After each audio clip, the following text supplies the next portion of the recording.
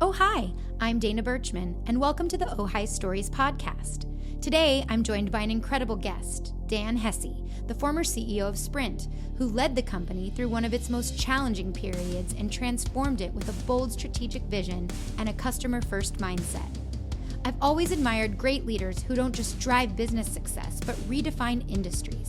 And Dan has done exactly that. He brings incredible insights on innovation, leadership, decision-making, and the future of technology. I hope you'll enjoy our conversation. Dan, thank you so much for joining me. I'm so happy to have you as my very special guest. Thanks, Dan. It's a real pleasure to be here.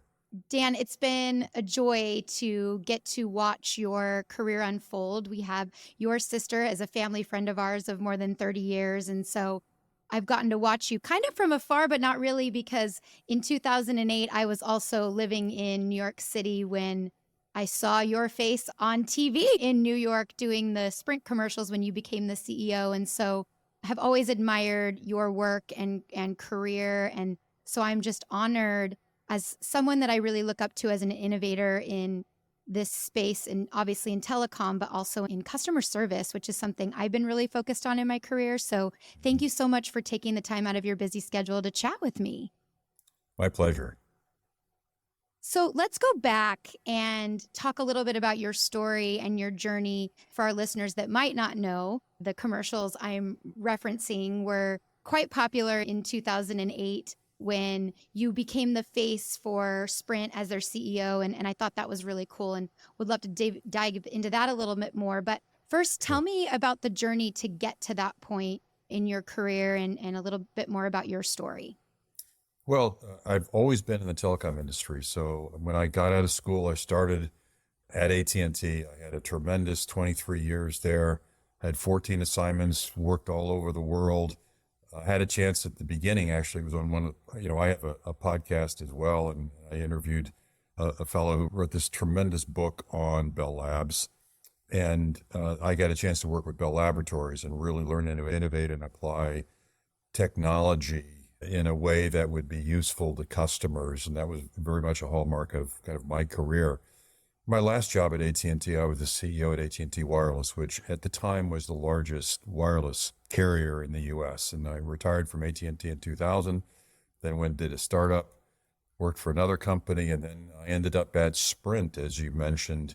I came in right around the Christmas holidays of 2007, and the company was on the brink of bankruptcy. As a matter of fact, my very first day on the job, of course, the board didn't tell me just how bad things were because they were afraid I wouldn't have taken the job, and they were correct. I would not have if I knew it was that serious. But the business plan had the company filing for bankruptcy in 6 months, and I had to do something to try to turn that around. And you talk about the TV commercials.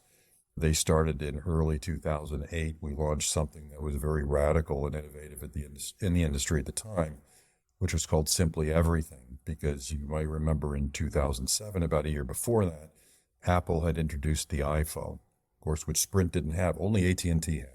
Verizon didn't have it. T-Mobile didn't have it. Sprint didn't have it. And we needed to compete and do something even simpler than the iPhone. And we came out with Simply Everything because at the time, you might recall, data was new. And so if you got your bill from AT&T or from anybody, you had your data charges, you had your text charges, you had your voice charges. It was very complex and quite expensive. So we came out with a plan that for a flat rate per month, that's what your rate was, no matter what you did. Surf to your heart's content, text to your heart's content, call to your heart's content. It's going to be the same price. And that was a radical innovation. That's what I was introducing on television. I did actually 10 commercials over the period of 4 years. And then I hired a new chief marketing officer, and part of getting him to come was he said, look, I love your ads, Dan, but I'm not going to leave where I am and move to Kansas City just to keep doing the same thing. I want to do something different. It's totally up to you. And I said, I'd really like to have you as my CMO. You come here and do whatever you want and take me off the air if that's what you'd like to do. And that's what he did. And that's when I stopped doing ads. That's pretty amazing. And what a great lesson. I worked in the government sector too. And I think that's one of my biggest complaints is doing it the way it's always been done. And so how cool that you saw that opportunity, made a huge innovation, and really became kind of the face of that brand, and then let someone come in and take you in a totally different direction as well and put that trust in someone else. So I love that. Well, I didn't want to be the face of the brand. The ad agency talked me into it Really? because so when I first came to Sprint and communicated with the employees, there's a big auditorium at corporate headquarters in Overland Park, Kansas. And I would just have these dialogues with the employees. And one of the employees in the very first meeting said, Dan, what do you think of Sprint's advertising? And I said, I actually don't think much of it because there's not a clear brand position for the company. I said, look, AT&T, we have the iPhone and no one else does. Pretty straightforward. Verizon, can you hear me now? We have the best network. T-Mobile, low price. We're the price leader. Sprint, what is it? I looked around and asked people and nobody really knew what was the reason to come to Sprint. So I said, I don't like the advertising. The ad agency, I didn't realize this, but they also watched, like the rest of the country. This was live cast to all our locations across the country. The ad agency did as well, and they watched me and they go, uh-oh, we know, we're in trouble with respect to our advertising. And so they came to see me right away. And I told them, I said, look, you have 1 week, because I don't want to train a brand new ad agency, but I'll give you 1 week to come back with a really good campaign, storyboards. And I knew quite a bit about advertising because my previous roles and how it worked. And they came back a week later and they came back with the storyboards, and they had me, walking down the streets of New York, and me delivering the message, had me in the ads. And I said to them, look, sucking up to the boss, it's not going to work with me. I have no interest in being in the ads. That's not how you're going to keep the job. And to which they responded, we got your messages through a tube. We watched you on television. We think you'll come across on television. So I asked him, I said, well, how many CEO ads, what percentage of them are successful? They said 1 in 7. 6 and 7 are disasters, but the ones that are successful are a grand slam. So it's either a strikeout or it's a grand slam. And a lot of the ads that have been run over the years, you don't remember them because that's what we'll do here. If they don't test well right off the bat, we'll take them off the air and we'll go to something else. But we would think it's worth a shot. And to make a long story short, the ads worked extremely well because what happens is it lends a level of authenticity to the brand and the message when the people who are watching it know it's the CEO of the company or somebody from the company. It's not some actor or some spokesperson. It's really someone from the company. And in this case, speaking my own words in each ad, I made sure they were my own words. They would suggest my advertising team and the agency, this is kind of the message. And then I would rewrite it the way I would say it because I didn't read anything. There was no reading. There were no cue cards. I just walked down the street and said it the way I would say it. So it came across, I think, more authentically. And as a result, they worked. But it was not my objective to be the face of the brand, but I was stuck being that. And my security guys hated it because I was recognized everywhere. And people would come up and take selfies no matter where I was. And of course, I enjoyed it, but my security guys didn't enjoy it very much. Yeah, I think it's amazing. And I love this idea about the authentic message being communicated from you at the top, because this was your radical, innovative idea about how you were going to transform this industry. Not just that company, but you were speaking to everyone, and not just a Sprint customer, but I know you were speaking to me personally and so many others. And that's what I'm always talking about in the work that we do is, get as close to the source as you can. And I've tried to do that in my work as much as possible. And so I think it's a perfect example of how when, like you said, you were using your words, it wasn't something that was scripted and it was timely. You came in with an idea of you had a 6-month window to save this company and 1 week for your advertising agency to help you to do that. And you did it. And then you transformed the whole industry. It wasn't just Sprint, but these ideas that you brought, which is something I think a lot about in the work I did, even in the city space, was I always wanted it to be replicated. I was always hoping that other cities would do a digital state of the city address and take their mayor and, put them on camera instead of behind a podium. And I was always thinking about how the work that I could do could be shared across an industry. And you really did that. You transformed how we, I think about paying by minute or roaming charges or all of those things. And so talk to me about that. And I know there was an idea written on a napkin. I love this story too, that you had initially, and something, a monthly rate, whatever that was. And then how that idea not only transformed and brought back a company on the brink, but spread to all of your competitors and transformed this whole industry. Well, it really happened earlier in the wireless world, and actually goes back to my earlier days at AT&T. One of the things Yeah. I learned was that customers crave simplicity, and they'll pay a premium, because this is about a company and how it makes money. You can charge more if you just make it really simple. If you don't nickel and dime, if it's, like, for example, if returns are easy, if the service is good, you just make their lives simple. That's really what they want. And I launched the internet division years ago at AT&T. I was called by the CEO at the time. I was actually in Europe, and he goes, I want to bring you back to the States. This was like 1995. There's this debate going on, the internet. Should we be in the internet business? Should we not be in the internet business? Because it was very small back then. There was a big debate whether it was this year's fad, like the Citizens Band radio. I'm probably dating myself with you and others in the audience that don't even remember that, but it was like this monster fad and then just went away.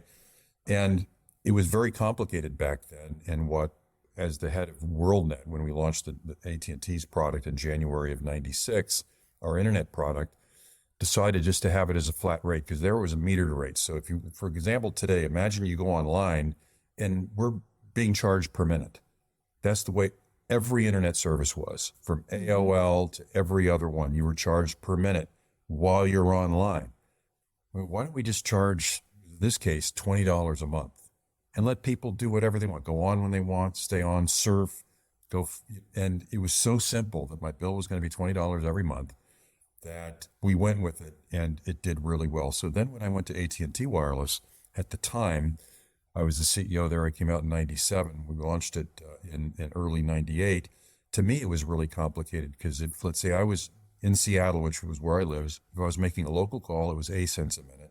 Making a long distance call, it was B cents a minute. If I was traveling, let's say I was in New York making a local call, it was C cents a minute. If I was making a long distance call, it was D cents a minute. And then, by the way, if I went to another city, like a small town in upstate New York, it was all a different rate of minutes. You had no idea what your bill was till the end of the month.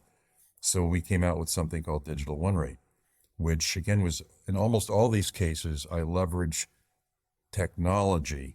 That's what's behind the scenes. That's what makes the innovation possible. It's not just, well, no one thought of making something simple. You couldn't make it simple because you didn't have the capability or wherewithal or technology to make it so that it could be simple for customers. So we launched Digital One Rate in 1998, where, again, it was just a bucket of minutes.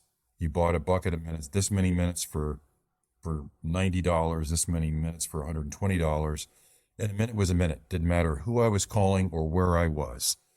And if you might recall back then, almost all calling when you left your town, nobody took your cell phone with you because it was so expensive to travel with it. You'd go to an airport and there would be a line a mile long at every payphone, lining up to be able to use the payphone to make a call, because no one took their cell phone with them. Or you go to your hotel, use your calling card, you wouldn't use your cell phone. It completely changed the dynamic. We came out with this, and then all of a sudden, a mobile phone was a mobile device. We did, because the industry was, in essence, penalizing mobility rather than encouraging mobility. And that was our whole business.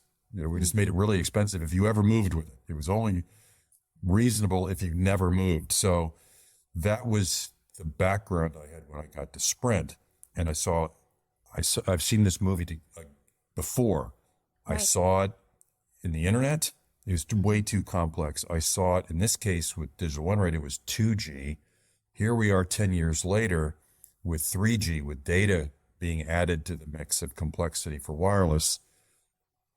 It's the same movie all over. How can we make it simple? And in all these cases, we applied technology to the application in a way that's so for our customers, if you will, they didn't see what was behind the curtain, the Wizard of Oz. Yep. They didn't see that. It was just simple for them. And anyway, I talk that's this, my story.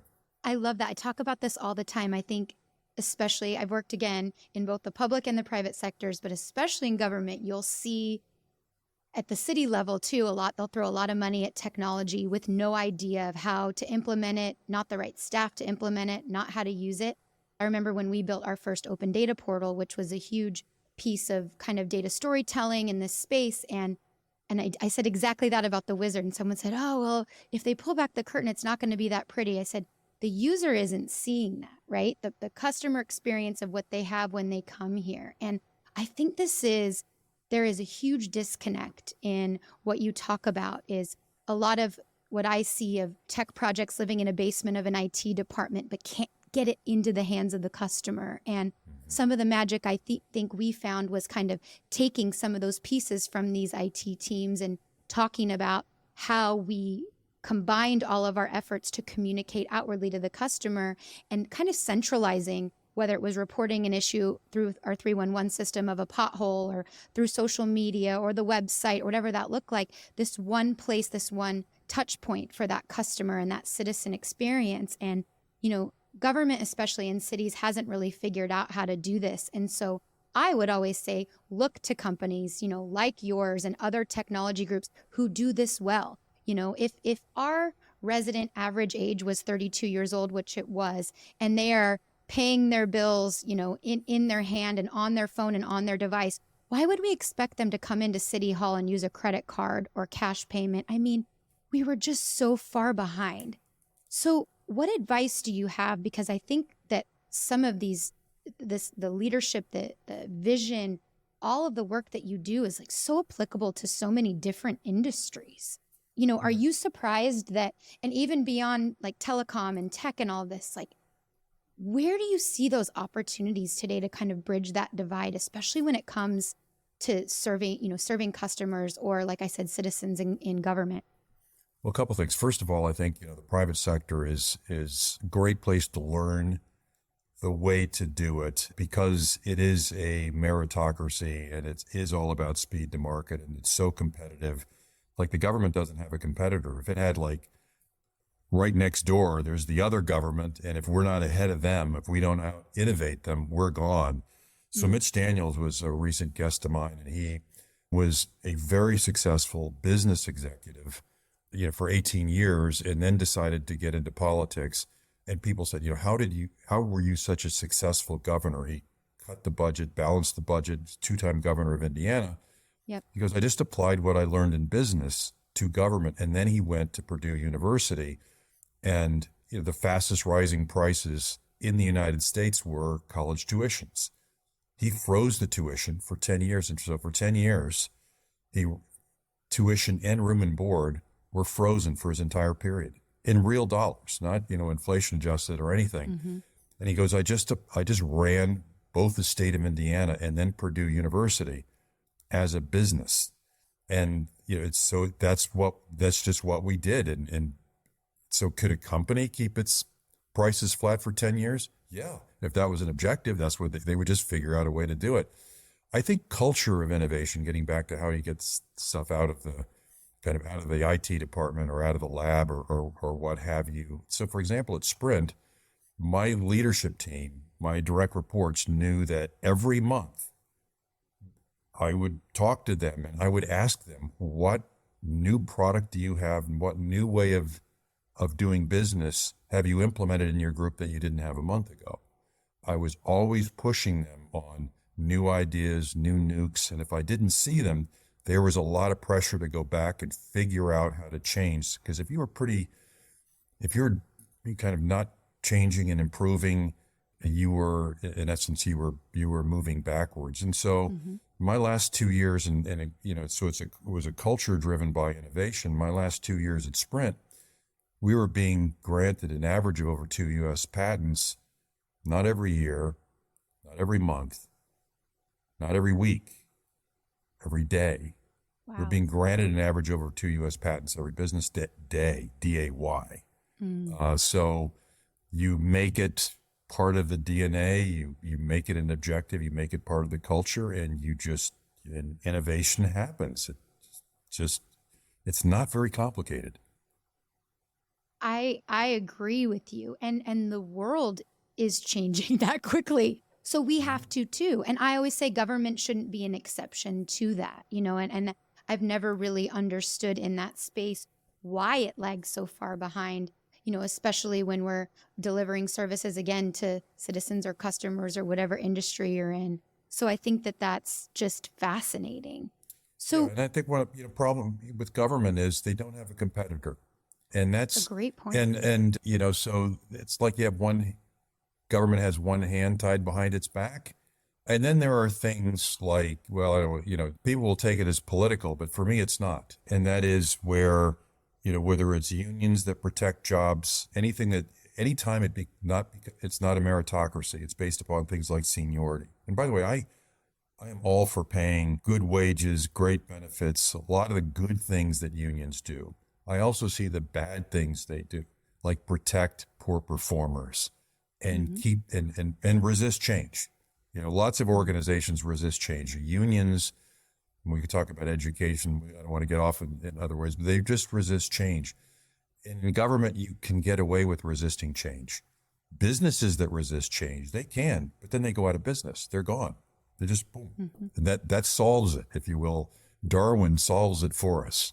Absolutely. Absolutely. And I think you're exactly right. I worked with 40-year employees, some of them and I've had people say to me, well, I can't make any change in my organization until someone dies or retires. And that was really shocking coming from a world that I came from when the TV industry in New York City were, like you said, if I didn't have a new idea to bring to the table, someone would set a box on my desk and I'm out of work. And so I think that was shocking to me. And you're exactly right. The reason why change isn't happening because there's no competitor in the market. There's no push and desire. But then we wonder how we attract this next generation of leaders into this space, whether it's to run for office or take these jobs. I mean, that's something I think a lot about. And if there's no place for them or they don't see themselves in these spaces, that's really problematic too. So I'd love to know from you, seeing all the changes in the world, tell me about the part that social media played for you and is now playing in this world of storytelling and getting information out and that customer experience as well. Well, social media is a multifaceted, sword, if you will. Of course, social media at the time, shortly after we launched, Simply Everything, if you go back to that time, 2008, 2009, that's really when social media, especially the first big one was Facebook, that really Mm-hmm. kind of took off. And of course, there's been so much since then. And that has really increased the usage of these devices. And some would say it has, people have different points of view of what that's meant for the development of young people, whether it's been a positive or a negative. Mm-hmm. On the one hand, there's a lot more communication, and it has really changed it from a one to many to a many to many form of communication where people are getting so much of their communication just from other people. I tend to be one that is more critical of social media because its lack of curation and fact checking, and also just how much just junk there is out there. Like, I could care less. Like, one of the reasons I stopped going on Facebook is people are saying, "Hey, I'm at the grocery store," or "I'm out doing this," or whatever. I'm like, I don't care. Hey, if you win a gold Yeah. medal or you win the Nobel Prize, tell me about it. Yeah. But if I'm just out, doing whatever, my typical boring life, I'm not interested in your boring, uneventful, everyday life. To me, that's not interesting. I want Yeah. things curated to be something that is actually worth knowing. And of course, what's happened in terms of so much else, people are not getting their information from a source that is either knowledgeable, educated, thoughtful, or most importantly of all, just fact checks. And there's Mm-hmm. just so much disinformation out there. And I don't know what the solution is. I think kind of history will, like, the cat's out of the bag. It is what it is. I don't know if we'll ever get the genie back in the bottle to where Mm-hmm. we're all working from the same set of facts. So I'm not a big social media fan for that reason. I think we've seen it play out in the last few elections where people are in these arguments and they're they're not arguing different points of view from a known set of facts. People actually, as who was it, Kelly Conway or whatever, Kellyanne Conway or whatever said, well, we have alternative facts. And now that's become accepted. It's just your Mm-hmm. facts or whatever you believe. That's a lot of that is social media. So I'm probably the last person or the wrong person to answer in that regard. And one of the other reasons I'm a little concerned about it, I personally am a big fan of AI. I think AI is a really good thing, unless it's poorly trained or educated. And AI models don't know the difference when they're scraping information off the web, whether it's true or not, because so Mm. much stuff on the web is not true at all. It's completely Yep. false. And so, how do we, basically, how do we determine fact from fiction, right and wrong? But one of the things in education, in terms of where things are going, and I actually asked Mitch this on a recent interview, is they say, well, like when the calculator came along, do you need to learn math anymore? Because, I have calculators that could do it for me. I don't really need to learn to add, subtract, multiply, divide. Now that, AI can write memos and notes and letters and even my texts for me, do I really need to learn to read and write very well? I personally think the answer is absolutely yes, Mm-hmm. because no matter how good these models are, the additional, we'll call it human piece at the end. So, for example, I think that you could say to an AI model, write me a speech or a paper about A, B, or C. But then that's just a draft. Where the person adds real value is they come in and they improve it. They put it in their own voice. All of those other things that come, and you have to actually you never lose those skills, really good writing skills. Now, I may be wrong, but I think I write better than anything I've ever read on AI. I have Mm. better grammar, better organization in terms of how I organize a sentence, in terms of its theme and and all those kinds of things. And I think my high school English teachers for that. Yeah. I'm really concerned that people will believe they don't have to focus as much on Mm. education going forward. Because I think, by the way, once AI is better than you, then you don't have a job. Then you are irrelevant. You have to work Mm. really hard to always be smarter and better than anything AI can do. And I think that's Mm. a form of competition. And I mean that in a good way, getting back to our earlier conversation about the advantage of competition, always keeping you working harder. I think AI is going to force people to work harder, to be smarter and more creative, and to be better than anything someone can replicate in some model. It's a form of Mm. competition, and I think that's a very good thing in my view. Absolutely. I think you're so right about that authentic voice that just isn't there. It's a tool, right? It's a Mhm. new tool that helps us to be better and think differently. And I'm with you. I love it when applied correctly, but I couldn't agree more. And I think raising two teenage daughters right now, it's fascinating to kind of watch how they're looking at this new technology and how they use social media and just how different that is. I just read a study that said that teenagers are spending a fourth of their day on their phones, even in school, like during the school day. And in some ways, they use it as a tool, like you said, like a calculator to help them, research and find information and connect with other people. And there are positives to that. But where's that fine line between what you bring to the table and that human voice and that human element?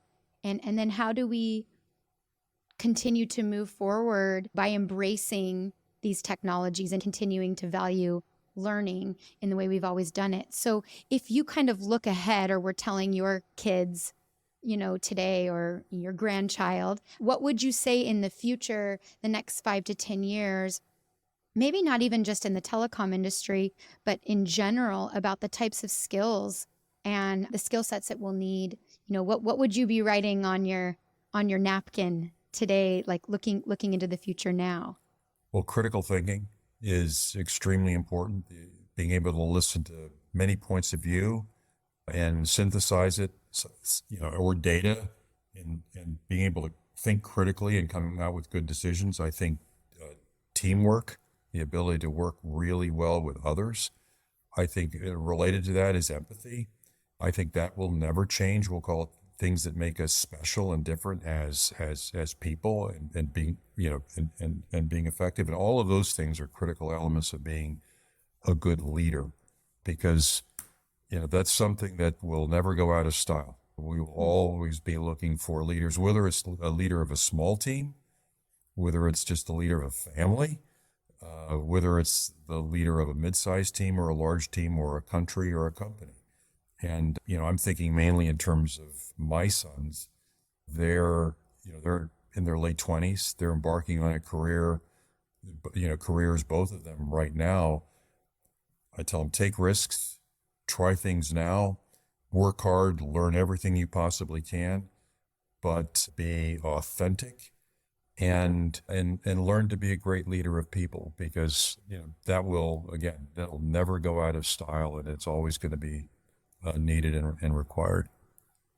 And maybe now more than ever. I couldn't agree with you more. Well, thank you, Dan. It's been such a pleasure to have you and have this conversation. I'm truly honored and so grateful that you took the time out of your schedule to talk with me. And I know my listeners are going to learn so much from you, and also should tune into your podcast as well, which I'm a big fan of, and a big fan of you and all you've done in your career. So thank you again for taking the time to share your insights with me today. Dana, thanks for having me. Absolutely. I hope you enjoyed this episode of the Ojai Stories podcast. Please leave us a 5-star review on your podcast platform of choice, and stay tuned for more episodes coming soon. And visit our website at ohaicommunications.com.